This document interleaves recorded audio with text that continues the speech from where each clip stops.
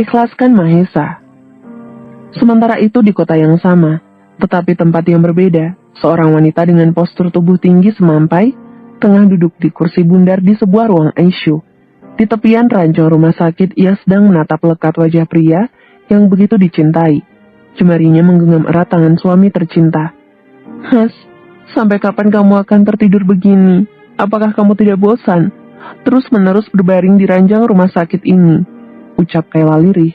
Tatapan mata tak sedikit pun teralihkan dari sosok suami tercinta.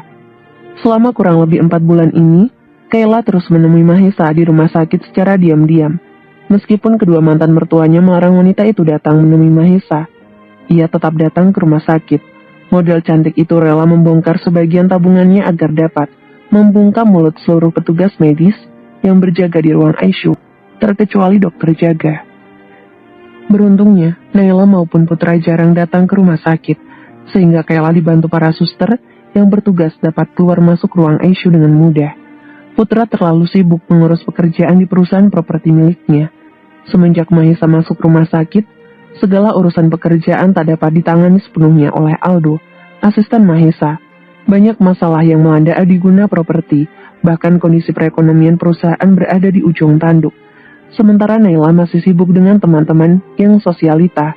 Meskipun perusahaan nyaris gulung tikar akibat kejadian memalukan yang dilakukan oleh mantan menantu kesayangannya, wanita parubaya itu tetap berpenampilan glamor dan bersikap sombong di hadapan Lena CS.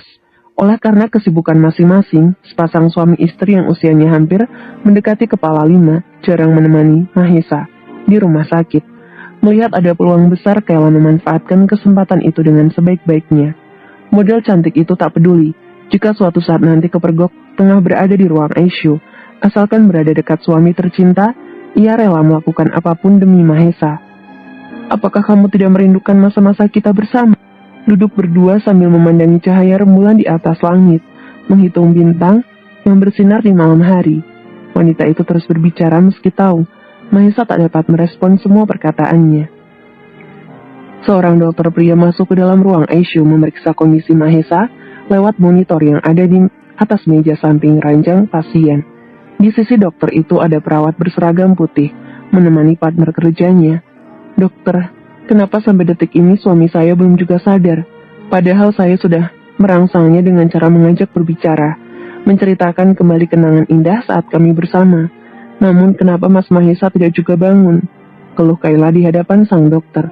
Wanita yang berprofesi sebagai model itu tampak begitu frustasi melihat kondisi Mahesa selama 4 bulan tidak menunjukkan perubahan signifikan. Seandainya saja itu, ia tidak benar-benar tulus mencintai mantan suami Arumi, yang kini resmi menjadi suaminya.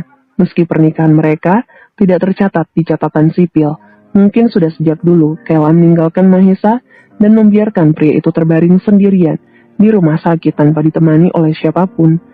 Namun karena cinta buta yang begitu luas melebihi luasnya Samudra Hindia, ia masih setia menemani suaminya itu. Dokter yang bertanggung jawab terhadap kesehatan Mahesa tidak dapat berkata apa-apa, sebab semua treatment dan obat-obatan sudah diberi namun tak membuahkan hasil sama sekali. Pria dalam balutan seneli putih terdengar menghela napas kasar, melirik Kayla dengan tatapan iba. Sejujurnya saya pun tidak tahu harus memberikan perawatan apa lagi untuk Pak Mahesa. Bu, sebab semua obat-obatan dan cara telah dilakukan, tutur dokter itu. Ini merupakan kejadian langka selama saya bekerja sebagai dokter. Biasanya pasien hanya akan koma selama 3 atau paling lama 1 minggu. Tidak pernah lebih dari segitu. Oleh karena itu, saat menemukan kasus ini saya dan juga tim sedikit kebingungan. Akhirnya dokter pria itu berterus terang di hadapan Kayla. Ia tak mau dianggap memanfaatkan kesempatan dalam kesempitan.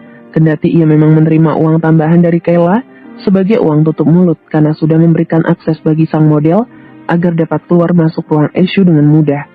Awalnya ia menolak uang abu-abu yang diberikan Kayla padanya.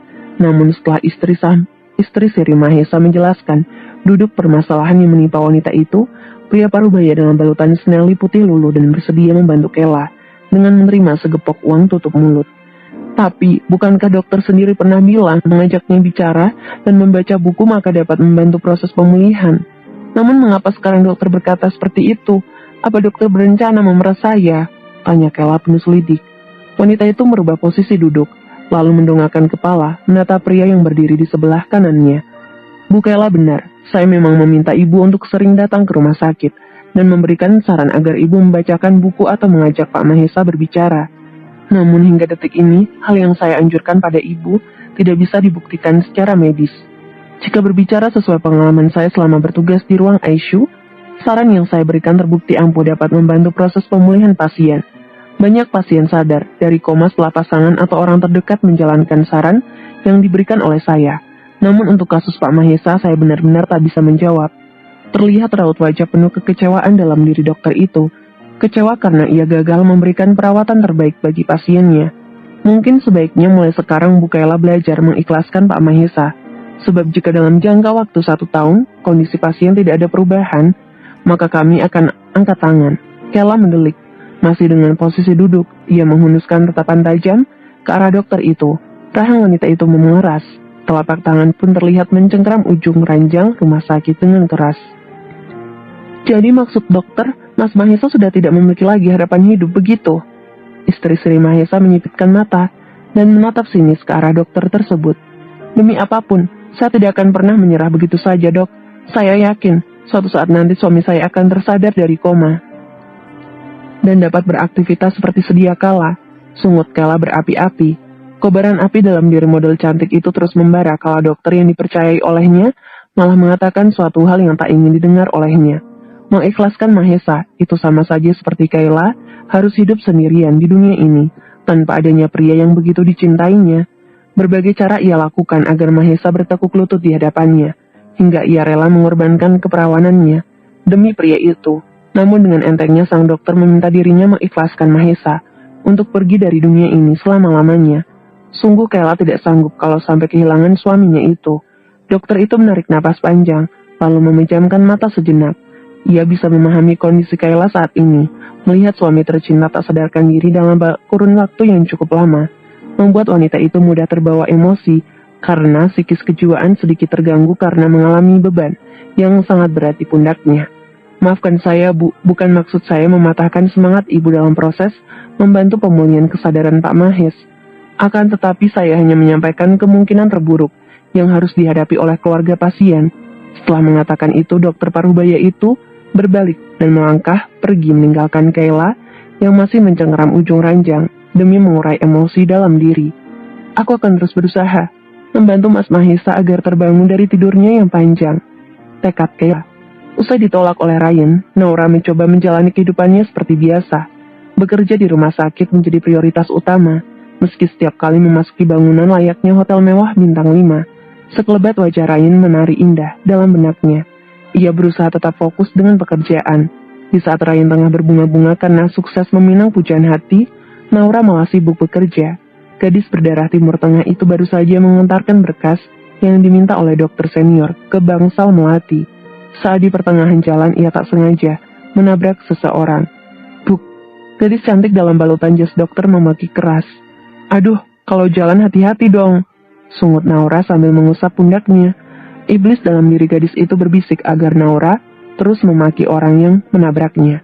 Naura nyaris terjatuh akibat bersitubruk dengan tubuh wanita di seberang sana.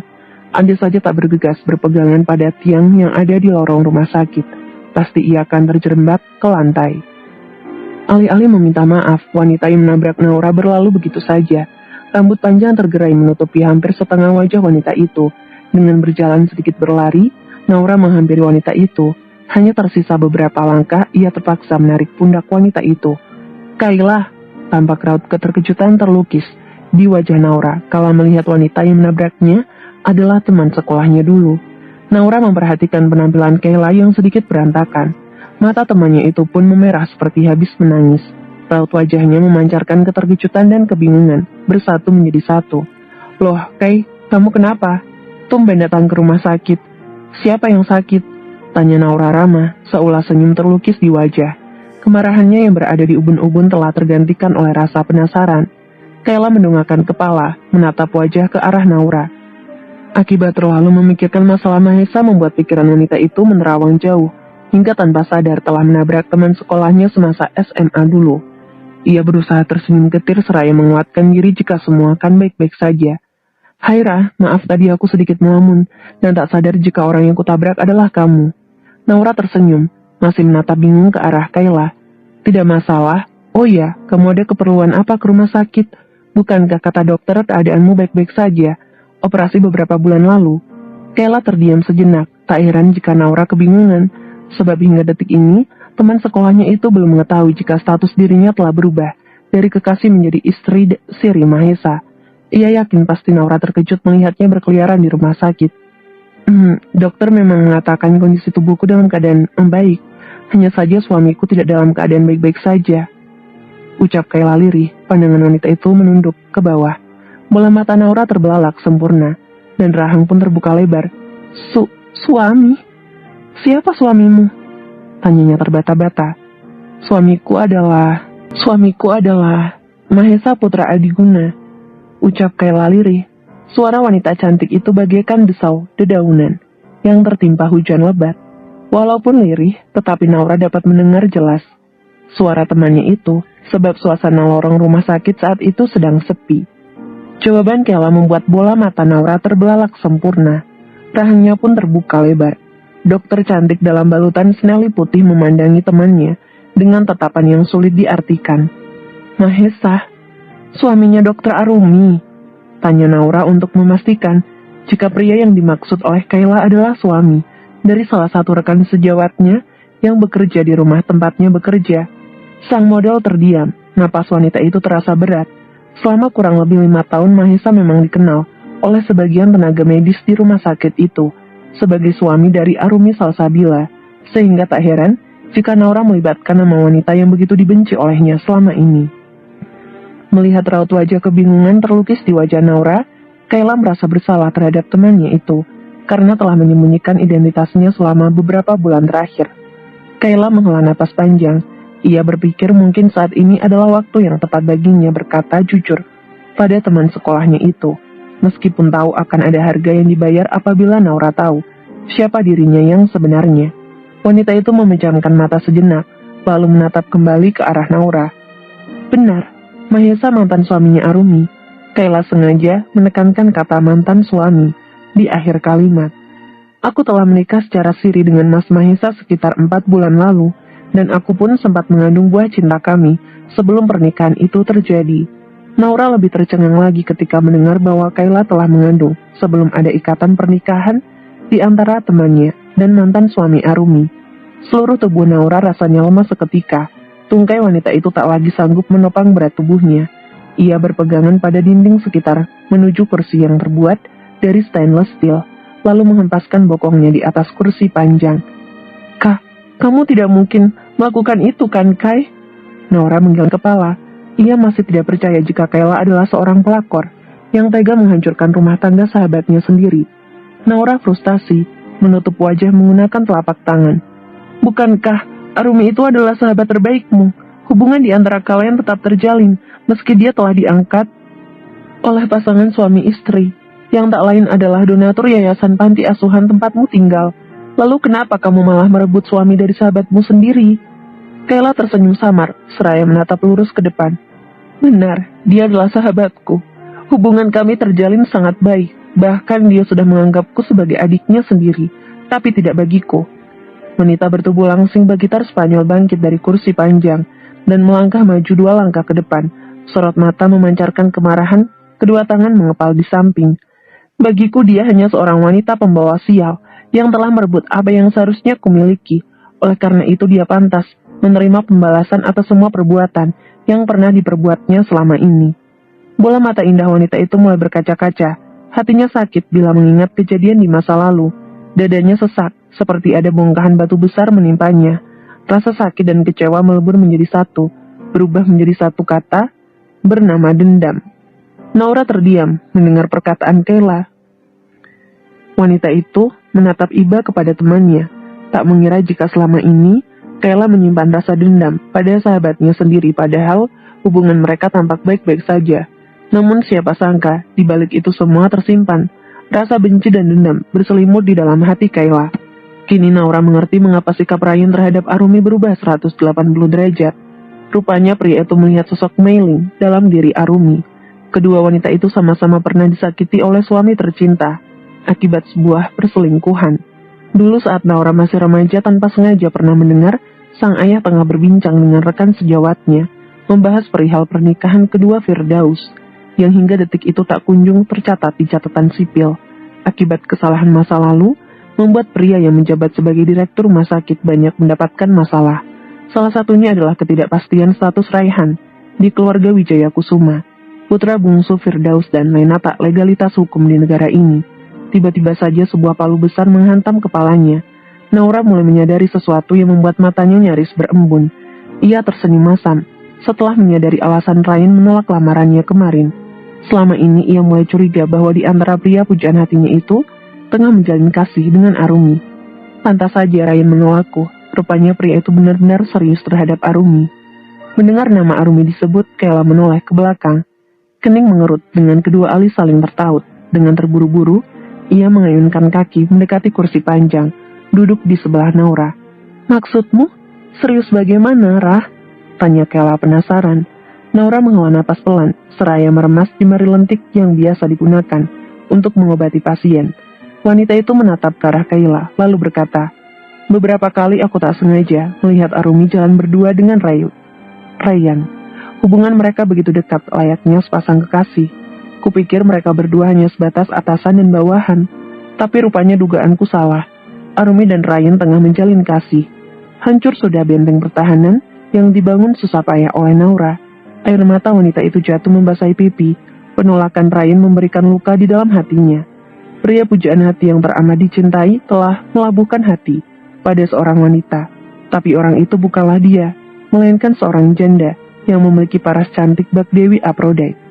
Kayla menatap bola mata Naura yang memerah, dan wajahnya yang dibasahi air mata. Ia melihat jelas ada raut kesedihan terlukis di sana. "Rah, jawab pertanyaanku dengan jujur. Apakah kamu menyukai pria aneh itu?" tanya Kayla hati-hati. Naura kembali meremas jemari lentiknya.